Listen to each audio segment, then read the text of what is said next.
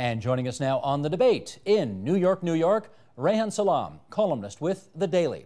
In our nation's capital, John Ibbotson, Ottawa bureau chief of the Globe and Mail. With us here in studio, Janice Stein, TVO's foreign affairs analyst and director of the Munk School of Global Affairs. And we welcome back in Washington, D.C., Ron Suskind, author of The Confidence Men. Good to have everybody, Janice, you here in studio, and our friends in Points Beyond. John, I want to start with you for this part of our program. You saw Barack Obama, and you told us about it back in 2007 in North Carolina, and you described him this way. This was not a politician. This was a force of nature. What do you think's happened to that force of nature? Well, the force of nature has come up against a couple of other forces of nature. I think Mr. Suskind's point is, first of all, is a good one. All presidents have difficulty mastering what is finally the toughest job in the world, especially in the first couple of years. If you look at Lincoln's presidency or Truman's presidency or Bill Clinton's presidency, they had a rough couple of years. And I think the force of nature that was Barack Obama met the realities of the Oval Office.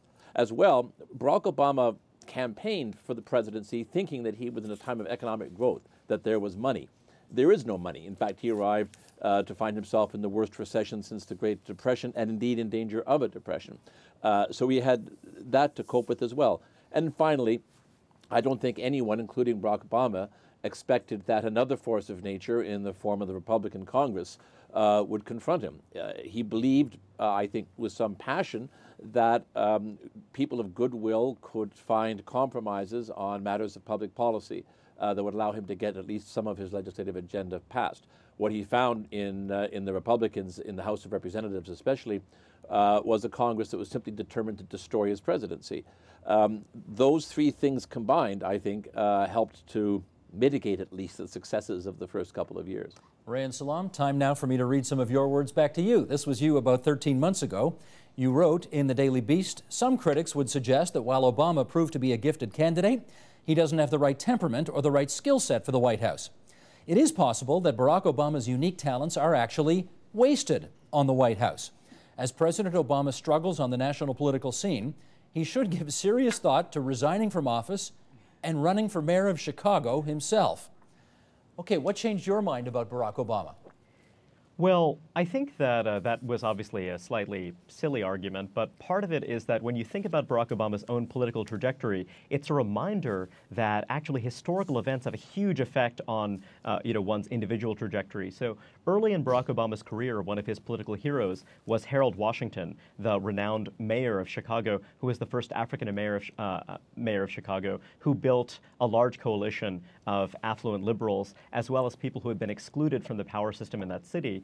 And Chicago became very dear to his heart. It became something that was a huge part of the arc of his adult life. And then suddenly, through a very unusual set of circumstances, he was thrust into the national spotlight, and very quickly he found a ripe opportunity to run for president as someone who hadn't been as thoroughly steeped as some other candidates had in our national political life, and also in some of those larger questions that our national political life is preoccupied with.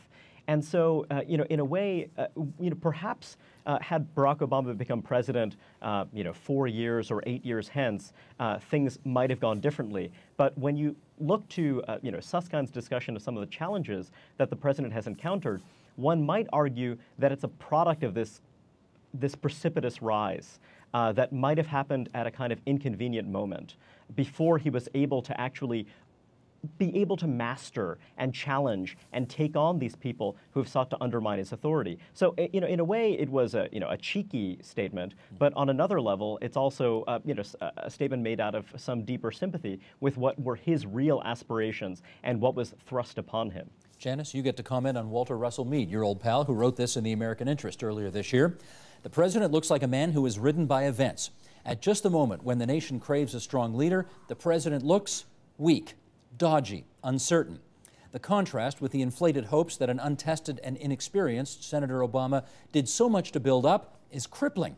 Obama has fallen so far precisely because he and his supporters so hugely oversold him. We are starting to get to know this president a little better, and his chief besetting fault is increasingly clear. The president falls between stools. He is a man of half measures, a man who spends so much money hedging his bets that he loses even when he wins. Fair? Not fair in the rhetoric, but with a grain of truth in it. I mean, if you take that apart, Steve, there's really 2 points. One, this president comes to office at an unprecedented time of economic crisis. So layer onto that all the difficulties that virtually any new president has, understanding the levers of power that he's able to use and where in fact he's hemmed in. He comes to power in a crisis that, as John just said, he didn't expect and has to adjust to very quickly. And so he goes for a seasoned team who had very strong views about what was appropriate. Whatever you want to say about Larry Summers, this is a man of strong views. We know that about him. He sounds like a jerk in this book. Well, he's a Never man. mind strong views. He sounds like a jerk. He certainly, let me put it this way, he's certainly a man of strong views without great interpersonal skills. We know both of those things about him. And Obama has to manage this. And the second point is, Obama never has run anything. It's helpful to have run something before you become president of the United States. That having been said, the search for what to do, I mean, the Citigroup bank story that Ron tells in his book, a very controversial proposal, not clear that that was the right thing to do, not clear, in fact, that the president really wanted to wind it down once he understood what the consequences were. And as we struggle even today, not clear that we're still ready globally with the right answers. So this is a policy wonk who came to office as a great speaker with a connection to the public. We see him now moving back. Ron, let me put this to you, though. That Walter Russell Meade quote that I just read was actually written about a week before the U.S. Navy SEALs killed Osama bin Laden. And of course, more recently, Anwar al-Awlaki was also killed. Those are 2 pretty significant foreign policy triumphs that this president made the decision to try to make happen. Has that changed the narrative about him at all? Well, it's interesting. Around the time that he has Osama bin Laden in the crosshairs, that's about the time I interview him in the mid-February of this year. You could see the president sort of rising to the occasion of office. I mean, that's clear. And again, that's why they were so strong about, let's get you in to see the president. He has dealt with these issues. This staff is gone. He's now fully realized. It's interesting. Through the summer, I think a lot of people would say the man has evolved. He has grown. But then again, you're finding the yes, but. The but, the pullback, the scale back. He's almost ready to make the big move. He's ready to act based on some conviction, some passion. Then next thing you know, he's hedging. And I think that's why right now the president is struggling with what his public persona ought to be. Certainly he comes out around the time my book comes out. Actually, the White House had it a few days before, and who knows if the allegations, the disclosures in the book ginned up Obama. But he came out the Monday after those allegations came out on Thursday and Friday. He was quite forceful about jobs. It was sort of the Barack Obama people said, this is the guy we've been waiting for. You have these moments across his presidency where he's pushed back and then he pushes forward hard and people say, there he is. I have a glimpse of him. But it often doesn't express itself in either policy or consistency. And that's why I think that you're running into these questions that Walter Russell Meade and others talk about of half measures, of a kind of Hamlet-like quality to Obama, of not being able to show his mind to his advisors, or when he does show his mind in many cases, not being able to show accountability, saying, look, I decided this. As some people say in the book, there are meetings where you want the president to say, look, I made this decision, just do it. And he's not doing that. And look, I believe the president when he says, I've evolved and I've learned hard lessons, sweet are the uses of adversity, and I'm using this adversity to learn this job and to do the job that need be done. But only results are going to tell here. And he's right now in a moment, to be blunt, when he's got about 6 or 7 months before he's swept up next spring in the full royal of the campaign cycle, to do something that people say that is forward motion, especially on the issue of jobs. And I think everyone is waiting for that moment. At least many people are in the country. John Ibbotson, there's another story in the book where the suggestion is some White House staffers want to leave Robert Caro's book about Lyndon Johnson on President Obama's desk, as in, here is the guide to how to twist arms and, if I may put it indelicately, squeeze gonads so that you can get what you need to get in Washington. Is it possible that the president's consensus approach to trying to solve issues just doesn't work in D.C. these days? But I don't think Lyndon Johnson could have managed this Congress either. Of course, Johnson was a master of the Senate. And perhaps there's a very good argument to be put forward that perhaps Obama should have spent more time in the Senate learning how the Hill works before he went into the White House. I think that's a fair criticism. But the fact is that he got the Congress that he got. We talk about the debacle with the debt ceiling. We talk about the failure of his latest jobs bill. All of these things are simply the result of a Congress that absolutely refuses to pass anything that has Obama's name on it. The fact that he managed to get the health care bill through, the fact that he managed to put some financial stimulus package together, the fact that he was able to rescue GM and Chrysler, looking back on it, it's not a question of what Obama didn't get done that he wanted to do. The real miracle seems to be that he got anything done at all. I'm not sure that Lyndon Johnson himself could have handled this Congress. He did have a Democratic Congress for the first couple of years, though. He did, but it was a Congress that remained profoundly obstructionist. There were, as well, conservative Democrats who were very uncertain about what they wanted to do with health care. There was the question of whether he could get the 60 votes that he needed in the Senate. In fact, some of the things that he got done with the lame duck Congress after he got shellacked in the midterms. Mm-hmm. I don't say that excuses the failures of the presidency. You have to work with the tools that you're given, but it does explain some of it, I think. Rand, do you think that even Lyndon Johnson, the master of the Senate, would have a tough time with the toxicity in the air in Washington these days? Well, I agree with at least some of what John said. I think that the context is very different. But also, one of the things that John often does in the Canadian context is talk about how, our politics reflect larger historical forces, cultural movements, and other tendencies. And I think that part of the issue and part of what I want audiences both in Canada and the United States to understand is that we do not have a parliamentary system. And, there are many veto points in our system. So on one level, when you think about changing the health system in our country, a big part of the issue is Medicare. A big part of the issue is how our health system changed during a very brief moment of time after 1964. That was a period when Lyndon Johnson himself won an overwhelming victory over a profoundly unpopular conservative opponent, Barry Goldwater, and also there were overwhelming Democratic majorities in the House and the Senate. This was a highly unusual constitutional moment in American history, and one could argue that many of our institutions that work least well have their origins during that brief moment in time. These are institutions. Medicare was assumed to have been a program that would be quite small and remain quite small over time. It, in fact, became enormous in size, so enormous and actually such a huge driver of economic outcomes in our society that it actually became very, very hard to adjust in any thoroughgoing way. In fact, Democrats and Republicans worked together during the Reagan administration at the very end to introduce something called Medicare catastrophic coverage, which was a very large-scale reform that was actually paid for. Yet within the space of a year, opponents of the reform managed to get the whole thing repealed, precisely because Medicare was such an enormous and influential program.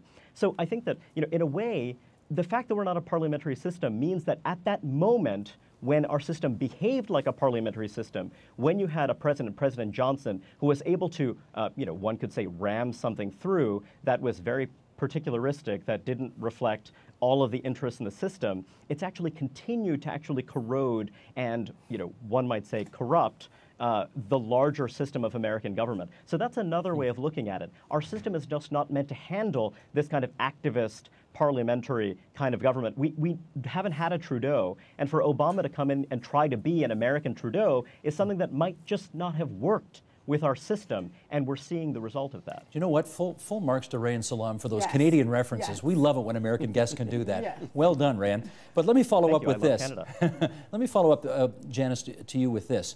We all remember that great quote from Mario Cuomo, who says, we campaign in poetry, but we govern in prose. Right. There's no question Barack Obama is a poet extraordinaire. Is it possible that just maybe prose is not his thing? No, I actually think he is governing in prose, and that's the problem, that the expectation was that he campaigned in poetry and he would govern in poetry, and he hasn't done that at all. he's governed in very modest prose. And you know, that you're right, Ron. I mean, most of the time that's good enough, frankly. If it's politics as usual, and if it's economics as usual, that's good enough. The challenge here was these are not ordinary times. We are in the middle of the most severe economic crisis since the 1930s, so prose isn't cutting it with respect to jobs. Prose isn't cutting it, and that's why we have the kind of criticism of Obama that we have. You need to build consensus. That's not a bad thing. You need to move people behind you as you grapple with some really tough problems. The challenge here, however, is at some point you have to decide, right? And that's where I think Ron's criticism is valid of Obama. You have to decide. You know, take just 1 minute. Mulrooney was here the other day and told a very interesting story about President Reagan, in which all his briefing papers were for the president: be tough with Canada. Don't, you know, this is outrageous. Why are you doing these special things? And the president walked into the room and said, I'm not going to do that. Now tell me what's on the table that's going to provide something for the prime minister. That's the I've decided moment that we're still waiting for from Obama. Ron, is this a poetry versus prose kind of thing here? We know he's a tremendous poet. Maybe prose isn't his thing? Well, you know, he certainly had a moment where he could have governed with poetry in the first few months. And I think Obama now, looking back deep down, knows that those were opportunities that were missed. The country was in crisis. The needs were extraordinary. He even had bipartisan support at the beginning. Even though they opposed him on the stimulus and he knew it was going to be an oppositional Congress, he did have a Democratic majority. He has a supermajority for much of this period. And he had his moment where, frankly, I find in the book that even Republican senators were coming to Rahm Emanuel saying it's time for Old Testament justice, as Rahm says. You know, the president to act dramatically, just step up, man, step up. And frankly, at this period, these early months, what you find is a lot of confusion, a lot of drift. Obama essentially, as the months pass, not stepping up. Now, some of it is because he had so little experience, not just managing, as somebody said, he didn't even have a full staffer when he was in the Illinois legislature. He had half a staffer. Now he's sitting atop the most complex managerial organism on the planet. Understandable. But at the same time, Obama did get a sense of the unique mandate he had. It's not just the approval ratings. Those 2 million people on the mall and people around America, they're dancing in foreign capitals, and we are there in the midst of crisis. That was his historical moment. And frankly, he didn't really step up, certainly not in a full way that even I think he, later looking back, would have regrets about. Now, look, can he do it now? And is it a matter of timing? Timing is everything. I think that people are still filled with lots of the same sense of uncertainty, ennui, concern that frankly people had back in the early part of 2009, late 2008, especially as our financial system goes up and down in these extraordinary waves, mostly driven by fear and the fact that the global financial system is still broken. It's still cracked at its base. Obama may unfurl some things that he wanted to do that his advisors blocked him on. One of the things that has been brought up in the press is that Obama was very much in favor of a financial transaction tax to tamp down wild speculative trading. Wall Street, our financial system, has become so centered on these trading games as opposed to more traditional investment, growth, buy and hold, if you will. Obama wanted a financial transaction tax. It would have not only reined in some of Wall Street's excesses, it would have kicked off revenues. Again, there was something even Republicans wanted back when. Obama didn't do it. He said in one meeting, literally, I want to do this. He was frustrated. Larry Summers said to various others, I'm not letting him do it. He doesn't know what he's doing. And that's a moment that look, it's hard to report that as a reporter. You're like, oh, boy, that's painful to put down in the pad or on the tape. But Obama, you know, he's an extraordinary character. I mean, I say at one point he has something, what you might call a long shot personality. He's at his best when the odds are longest. And right now, I think he is facing, you know, some real tough tough straits, and necessity is the mother of invention. You know, he still has a year before the midterm elections, and I think you might find some fascinating and maybe historically pertinent innovations in this coming year, because, look, everyone learns. We grow, we learn, we live going forward. Obama had to live through some very difficult times. It's a lonely job in that round room without any corners. And at one point he says something that's really quite poignant. You know, I'm quite sympathetic, as some of your other panelists are, to what Obama faced. And he says at one point to a senior advisor, boy, you know, at a moment of real uncertainty, he says, I don't want them to see me like this. I don't want them to see me, my staff, my prideful, accomplished, ambitious staff, who all served, many of them, another president, Bill Clinton. I don't want them to see me this way. I don't want to show them this uncertainty. You know, it's a lonely job. And Obama, you know, certainly was the object of it, as people have talked about, enormous yearning as he arrives. And I say in the book, some of that is on everybody. You know, we were all part of that conversation. He had no history. He was so inspirational. I mean, when we had a guy who could write a speech and deliver it like Barack Obama, certainly I don't think in my lifetime. And people painted their yearnings on him, their hopes, at a time of real peril. That's a very human thing to do.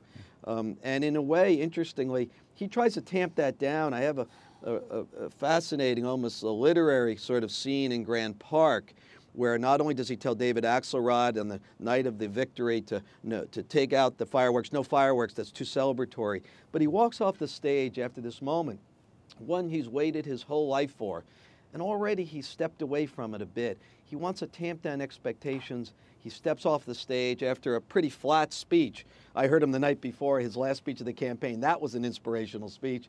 He walks off. Michelle puts up her hand to high five. He takes her hand and pulls it down and says, no, not tonight.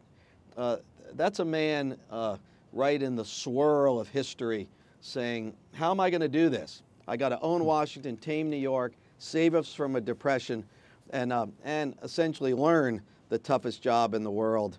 And so the book has a lot of poignancy, I think, to it.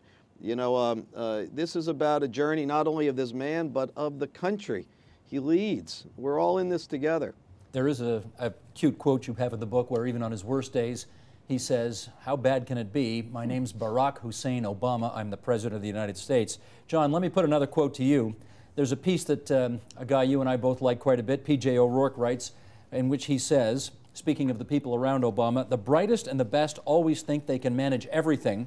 Smart people are stupid that way. Is Obama and his crew, are they rather, too intellectual to exercise power properly? Well, it's a fair question, and O'Rourke made that point early on in the presidency, if I remember correctly.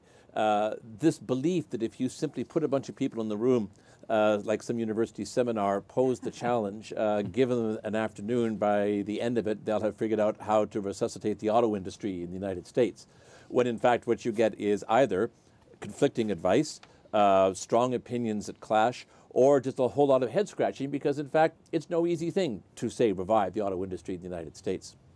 That's perhaps one of the lessons that Obama, like all chief executives, has to learn. I'm reminded of Tony Blair's memoirs, in which he admits that he was 5 years into the prime ministership before he felt he was fully in control of the government of the United Kingdom. Because he said it's a really big job to run a country, and yes, minister turns out to have been a documentary. The civil service was that obstructive. But also, I think we should also, you know, come to the man's defense a bit here. It hasn't been that bad a presidency. You look at the things that have gone on in the Arab Spring, in terms of foreign policy and the achievements that he's made there. He got them out of Iraq the way, like he said he would. I think, for example, very often his worst critics come at him from the left, right? Mm-hmm. He, on the issue of gay rights, there were so many expectations, and a lot of gay rights activists have been incredibly critical of Obama for not fulfilling the agenda. But look, he did end Don't Ask, Don't Tell in the military. And he's pulled the government out of the Defense of Marriage Act, the legal challenge of it. Those are incremental steps that are nonetheless significant. And you can look at the Obama presidency on a number of fronts, whether it is healthcare, whether it is the economy, whether it is foreign policy, and say, all right, It wasn't the promised land, but on the other hand, given the circumstances, it's not all that terrible a record. Here's Joseph Joffe, writing in The American Interest. A realist would always emphasize conflict in the affairs of nation. Obama seems to believe in the power of therapy politics as psychiatry, as if all conflicts were unreal and rooted in misunderstanding or cultural insensitivity. Fair point, Rayan? Wow, I find that incredibly astute. I also think the narrative of, oh, is he too smart, or has, just bringing together smart people, I find that incredibly self-serving, partly because, as Joffe suggests, there are real material conflicts. For example, in the recent struggles in Wisconsin, you had large numbers of public workers who really recognized that their interests were being jeopardized in a concrete way. There is, however, another constituency. Now, the way that people who are on the side of the organized public workers want to characterize it is, well, it's either us or these wealthy bankers who want to have low taxes. Another way of seeing it is this. In Milwaukee, it was found that the choice schools, the so-called voucher schools, and the public schools were delivering the same outcomes in reading and math scores. That is not terribly impressive, and many said that demonstrates a failure of the voucher program. On the other hand, the voucher schools cost half as much as the public schools. So if you're getting the same service, in one case you're getting it for half the price, clearly something is amiss, or one could argue that something is amiss. And clearly the people who are charging twice as much for that service, they benefit from charging twice as much from that service. And so clearly there is a clashing material interest. And similarly, the president, one of his great rhetorical gifts is that this idea of framing it as, well, people on this side believe X and people on this side believe Y, and I will very judiciously present my view squarely in the middle of that. But what, of course, people to the left of the president and to the right of the president will often say is that, wait a second, these are actually egregious, tendentious mischaracterizations of what we actually believe. And what you're doing is you're constructing this universe in which any sensible person would agree with you, whereas in fact you reflect the interests of a coalition that has certain interests that are contending with those of others. Now, you're going to want to frame that as, well, it's me versus the powerful. It's me versus various kind of Wall Street fat cats and what have you. The trouble is that, of course, there are powerful people on his side as well, and some of those powerful people are incumbents that want to protect their interests as incumbents. That's not to say that, it's a squarely left-right thing where the right is consistently right or kind of what have you. It's just that to recognize that there are these contending interests is very, very important. It's a very important first step as an analytical point.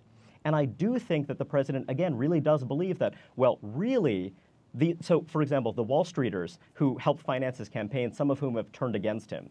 Now, I think the president's interpretation might well be, oh, it turns out that those people were actually selfish after all. Those people were actually not, nationally minded. They didn't actually have the interests of the wider public at stake after all. Rather than, well, actually, there's something more to this. And actually, it could be that actually there are these real clashing interests. And actually, many of the people who've rallied to my defense do it not because they're public-spirited people, but because I'm actually, whether deliberately or otherwise, looking after their material interests, which actually might be in conflict with the interests of the Commonwealth. So I think that quote is incredibly dead on. We've got about 8 minutes to go here, and let's spend that time looking forward. And Janice, you talked about Brian Mulroney a few minutes ago, and one of his best lines in Canadian politics was, you got to dance with the one that brung you. Yep. Has Obama hurt his chances for re-election in 2012 by not offering enough to his liberal base? That's always a problem. And you're absolutely right that some of the most visceral criticism of Obama, the real heat comes from his own constituency who are so disappointed and also, I think, blind to the political constraints often that he faces.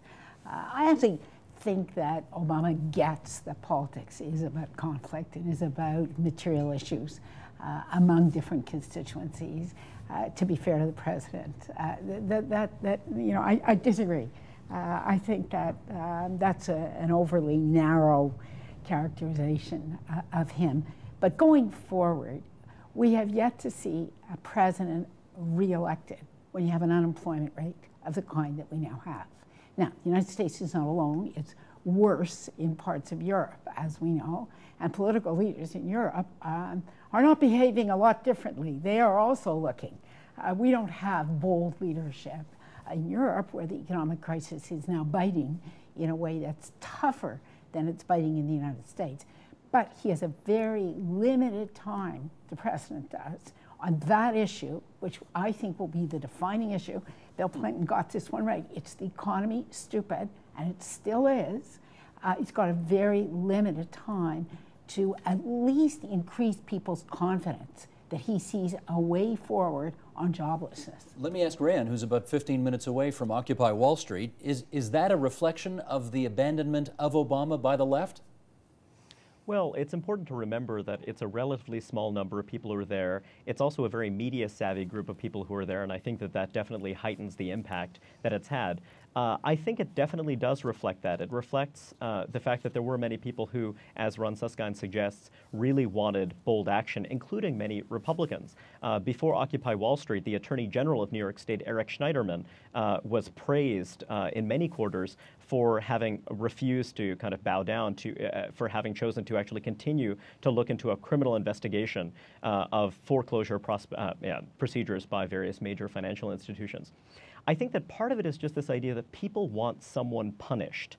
They don't see that someone has been punished. And so there's this desire for a kind of ritual cleansing or purification. Whereas I think that the president, listening to these cautious advisors, was thinking, well, I'm not sure about how do we actually deliver that? How do we do that? How do we meet that need? I think that they weren't necessarily thinking about it on that visceral level, which I think has created consistent political problems for the president and also for Republicans. Ron, again, looking forward, in your book you write, somehow the president has lost ownership of his words and eventually his deeds. You write of a lack of clear philosophical underpinnings, no narrative, no vision thing, as George Bush the father used to call it. But you're right, he's got 13 months left, 14 months left until, well, it's 13 now, isn't it? Before the next, where he has to go back for another grand consultation with the people.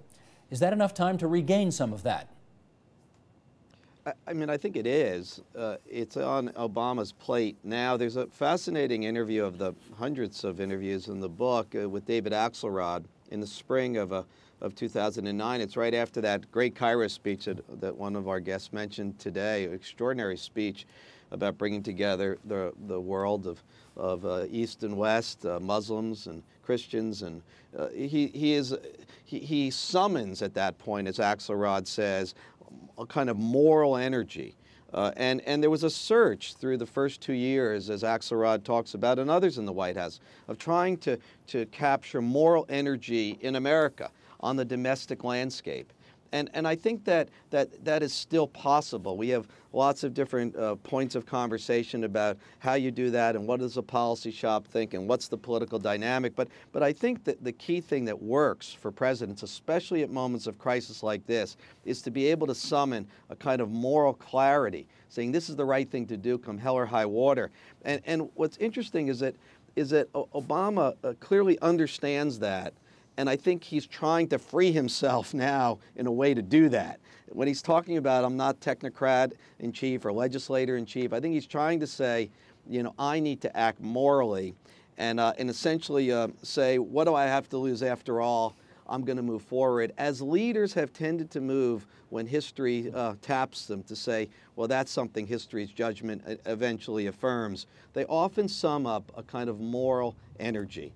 And I think that's really the question for Barack Obama now at this moment of necessity, is whether he can or will do that at a moment where not just his fortunes, but really the fortunes of the country are at stake. Let me just say one thing, that this sort of competing interest dialogue of left and right and let's balance interests, I mean, that's exactly what's created 30 years of drift in a lot of ways in the United States, whether it's in healthcare or finance or the declining middle class in the United States. It's indisputable now. Part of what's driving those crowds on Wall Street and elsewhere is a sense that, wow, I'm on the wrong side of that drift. Almost all Americans are.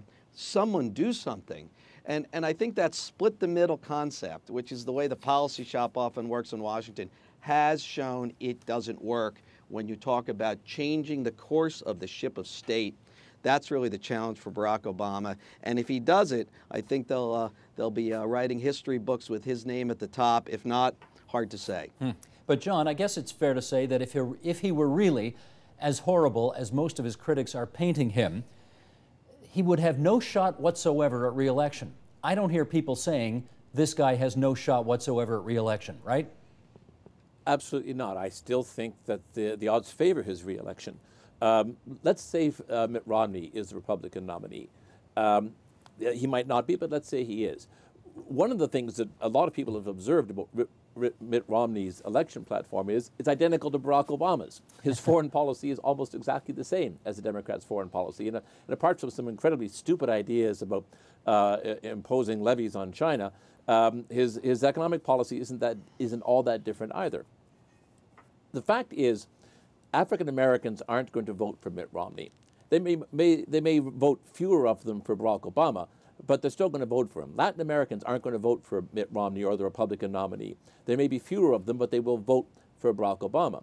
In the end, this election will come down, as elections always come down in the United States, to industrial workers in the Great Lakes states of Pennsylvania, Ohio, Michigan, Indiana. There will also be some important contests in Florida and elsewhere. But really, the question is not who's going to vote against Barack Obama, but who's going to vote for a Republican candidate who either has a policy platform very similar to the Democratic one when you get down to it, or who offers a policy platform so radically opposed to it that you can't imagine those industrial workers in the Midwest actually supporting it. So I think I should end in some visionary, moral, uplifting note, but at the end of the day, it's about raw politics. I still think he has the game on the ground to take it in 12. Janice, despite all of the very well chronicled problems that the Obama administration has in confidence men, are you prepared to say at this stage of the game he can't win again? Oh no, I agree with John. I think three things are at issue here. One, John's absolutely right about where this is going to be fought and won. Two, Barack Obama has a superb organization which is already gearing up. You said 13 months, it's now. We're into the election period now. And he has by far the best organization. And three, and this matters too, he's a great fundraiser. And you and I both know that you need money to prevail and to get the vote out in elections. I do think, though, and those are real advantages, and I think right now is a long shot. If we were all four of us forced to bet now, I bet we'd probably choose Obama.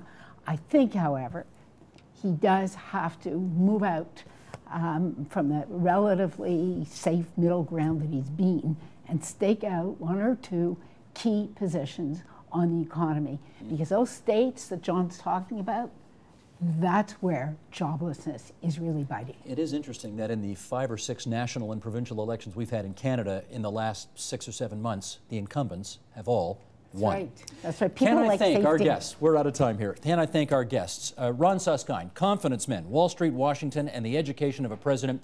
Thoroughly enjoyed it, Ron. Thanks once again for coming on the program. Rayan Salam, columnist with The Daily and a blogger for National Review. John Ibbotson, Ottawa Bureau Chief for the Globe and Mail. Janice Stein from the Munk School of Global Affairs here in Toronto. Thanks so much, everybody.